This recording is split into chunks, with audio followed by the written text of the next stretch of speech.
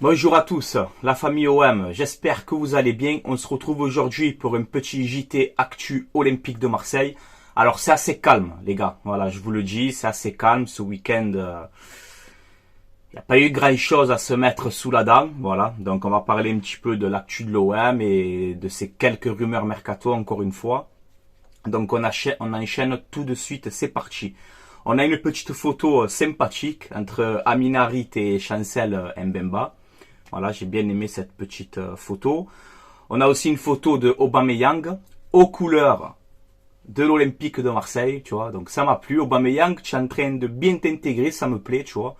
Il a fait une story aussi où il est dans le vélodrome, tu vois. Il a pris un peu ses repères au stade, tu vois, pour savoir de quel côté il va faire ses saltos quand il va marquer. Là, je rigole. Mais voilà, j'ai bien aimé cette story aussi d'Aubameyang en train d'écouter une musique de soprano à la bien, tu vois. Donc voilà, c'est bien. Il se met dans le rythme marseillais, Aubameyang. Voilà, ça me plaît. On a les 5 plus gros transferts de l'histoire de l'OM. Donc Vitinha premier, 32 millions d'euros. J'espère que cette saison, ça va être la bonne. Deuxième, Payet, 29 millions. Troisième, Strootman. Mon Dieu, 25 millions. Merci Jacques-Henri. Quatrième, Lucho, 20 millions d'euros. Première saison à l'OM, meilleur passeur de Ligue 1, champion de France, enfin la classe internationale. Et cinquième, Khaled Tsar, 19 millions, qui va signer à Lyon dans pas longtemps. Voilà. Ensuite, on a cette petite photo du changement au Vélodrome. Donc il n'y a plus Orange Vélodrome pour l'instant, marqué sur la façade là. Alors pareil, j'ai entendu, oui, vous allez voir, par rapport à la vente OM, ils vont marquer... Non, non, calmez-vous les gars. Calmez-vous de suite. Je pense que c'est pour les Jeux Olympiques 2024. Voilà, vous savez le coup que l'OM ne voulait pas marquer Paris 2024, je sais pas quoi. Donc voilà, c'est juste pour ça. Et rien de plus pour l'instant. On a une déclaration de Christophe Lolichon. Est-ce que tu le connais, Christophe Lolichon? Je sais pas qui c'est, ça doit être un de Chelsea sûrement. Où il a fait une déclaration sur Soglo. Voilà, vous savez que j'adore ce petit jeune.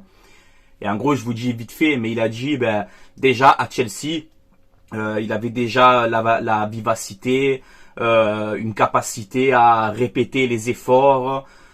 Il courait de partout. Qu'est-ce qu'il nous a dit encore? Ben, qu'il a un gros volume de jeu, qu'il est assez technique, il est doué. En gros, je suis pas surpris de le voir aujourd'hui ben, frapper en gros à l'équipe 1 de l'OM, hein, tu vois. Et surtout ce commentaire à la fin où il nous dit il me fait penser à Ashley Cole, quoi. Ah, c'est magnifique, tu vois. J'espère que tu as raison, mon petit Christophe, tu vois. Parce que si on a une future Ashley Cole à l'OM, c'est quand même magnifique, tu vois. Donc Soglo, j'espère vraiment qu'il va être la doublure de Renan Lodji. Voilà, je l'espère vraiment. Parce qu'on a un jeune à fort potentiel, comme aussi François-Régis Mouguet, etc. Donc pourquoi on va se priver aujourd'hui des jeunes, tu vois. Si on peut les intégrer dans la rotation, je trouve que ça peut être bien pour l'OM. Regarde Lyon, tous les jeunes qu'ils ont sortis, eux, ils se prennent pas la tête s'il a 17, 18, 19 ans. Là, pour une fois qu'on a des jeunes à fort potentiel à l'OM, ben, il faut savoir les utiliser. Voilà. Ensuite, on peut voir aussi que l'OM va s'entraîner à la commanderie avant le match OM Leverkusen. Donc c'est le mercredi 2 août au stade Vélodrome et en direct aussi sur W9. Voilà, mercredi soir. C'est un match bien évidemment qu'on va regarder. J'espère la victoire de l'OM. C'est un très bon test et pour moi, je vous l'ai dit, c'est pas un match amical. C'est un test avant le match de barrage de Ligue des Champions. Voilà.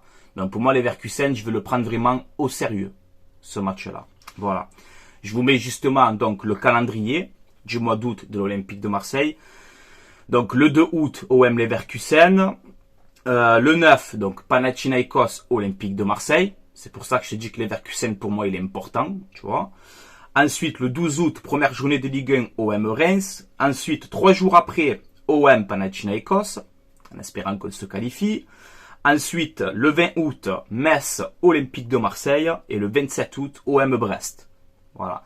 Donc, en championnat, on a des équipes quand même qu'on peut taper facilement. Il faut pas sous-estimer, vous le savez, il n'y a pas de petite équipe avec moi, ça n'existe pas.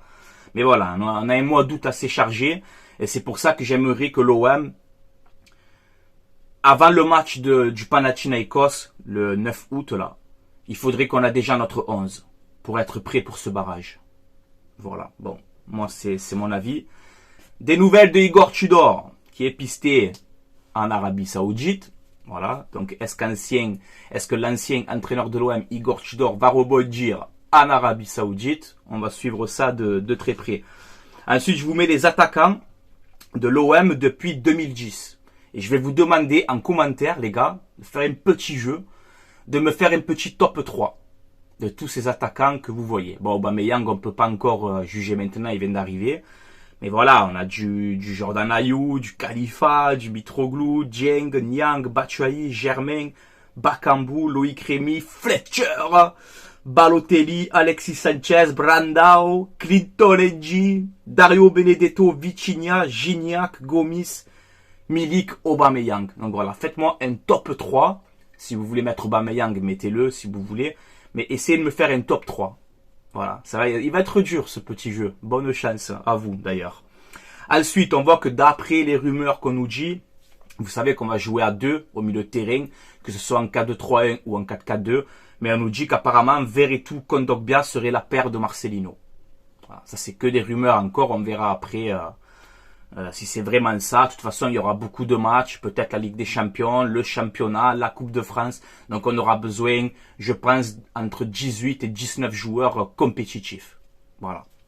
Ensuite, on a eu cette petite info, comme quoi Matteo Guendouzi voulait quitter l'OM au mercato de janvier. Donc vous savez qu'il a la cote en Première Ligue, il y avait Aston Villa et il me semble West Ham.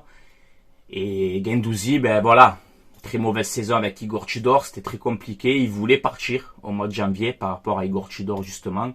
Et c'est Amin Harit et Valentin Rongier qui l'auraient convaincu de rester, qui l'auraient soutenu. Voilà.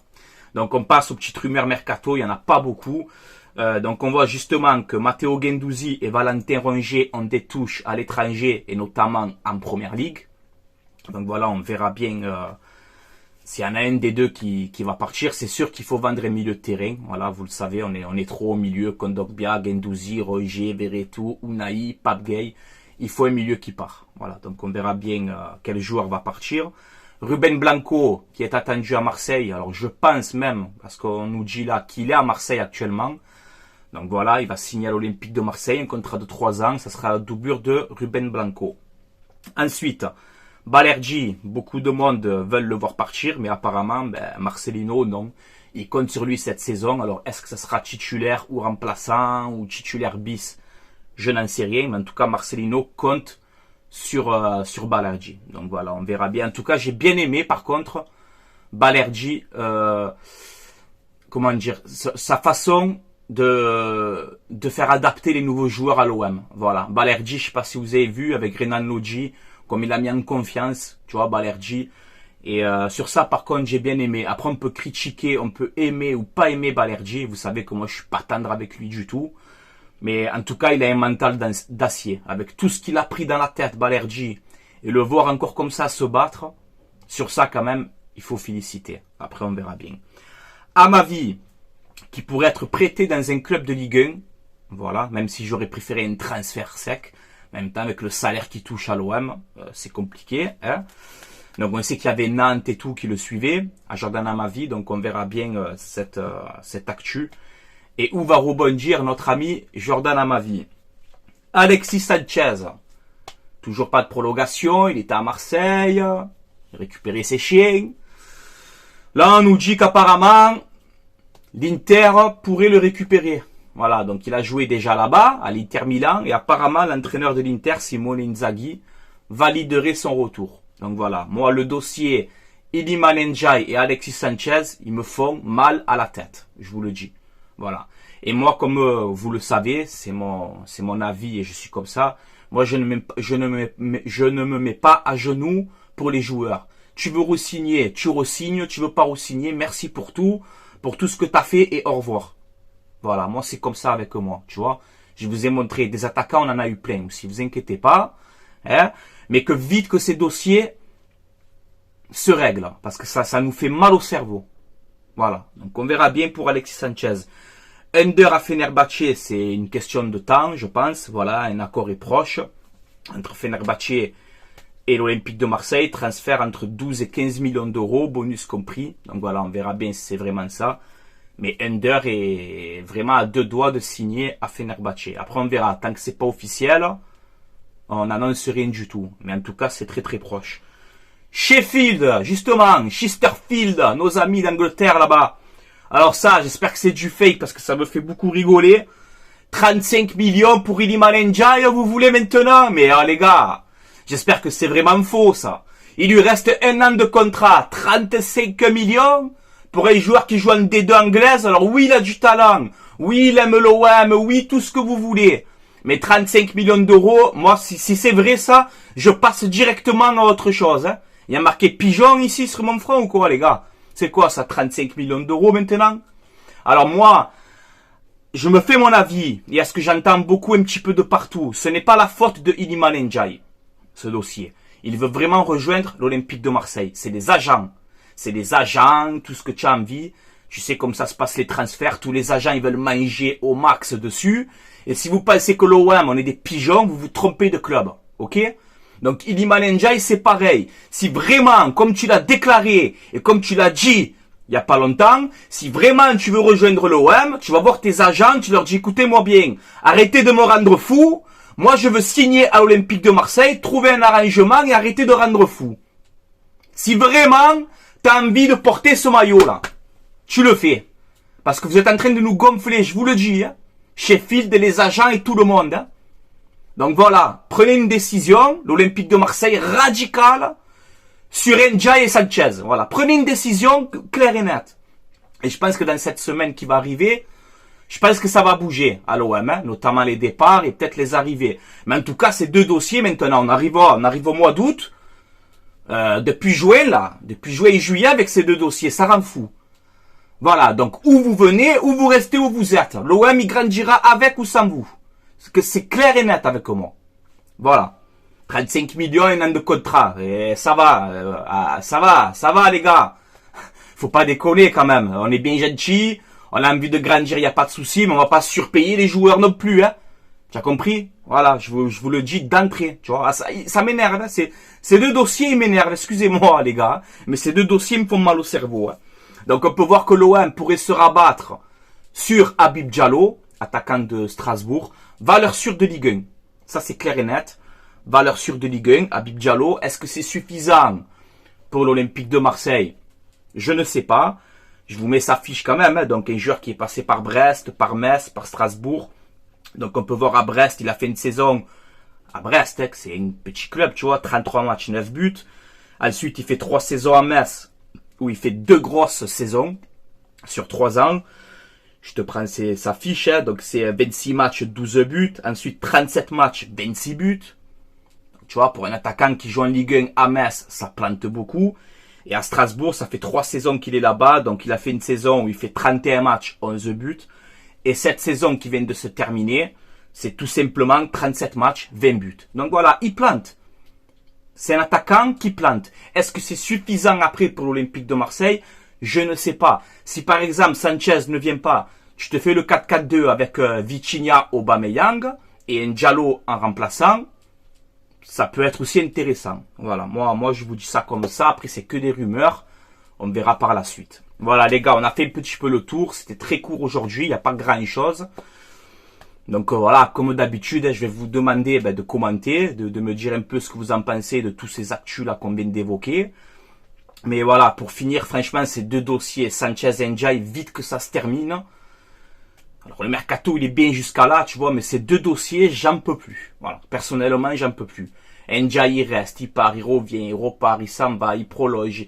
35 millions, 20 millions, 18 millions. Oh, vous nous rendez fous, vous nous rendez fous. Voilà. Et Sanchez, c'est pareil. Tu es en train de me rendre fou, toi aussi. Tu es à Marseille, tu es ici, là, qu'est-ce que tu fais, là? Inter, je sais pas quoi. Après, on nous dit, oui, mais Sanchez, il refuse l'Arabie Saoudite, il refuse tous les autres clubs. Sa priorité, c'est l'OM. Ben, signe, alors! Si ta priorité, c'est l'OM, ben, signe! Qu'est-ce que tu nous fais galérer, là? Sérieux? Ou tu reviens, ou au revoir, hein? Ah ouais, on va se calmer. Oula, je suis en train de m'énerver, c'est pas bon. Donc voilà les gars, à vous de commenter, de me dire ce que vous en pensez, Et voilà, n'hésitez pas aussi à vous abonner, hein, si vous aimez ce que je fais, c'est gratuit. Ça fait énormément plaisir parce qu'il y a énormément de soutien en ce moment. Donc je tenais à vous remercier du fond du cœur les gars. Voilà, et je me languis la reprise. Je me languis la reprise. Voilà, à partir du 2, là, à partir de mercredi, les gars, ça commence. Hein. Voilà, c'est fini, ça commence, tu vois. Donc je suis chaud bouillant et j'espère que l'OM va faire une grande saison. Voilà, j'ai vraiment envie qu'on fasse une grande saison. Voilà les gars. Allez, je vais vous laisser là. Portez-vous bien, passez une excellente journée ou une excellente soirée. Ça dépend à quelle heure tu regardes cette vidéo. Et on se dit à très bientôt. Voilà, quand il y a de nouvelles actus, vous inquiétez pas, je serai là les gars, comme d'habitude. Allez, je vous laisse là, portez-vous bien. Et allez l'OM les gars. À la vie à la mort, comme d'habitude. Ciao ciao tout le monde.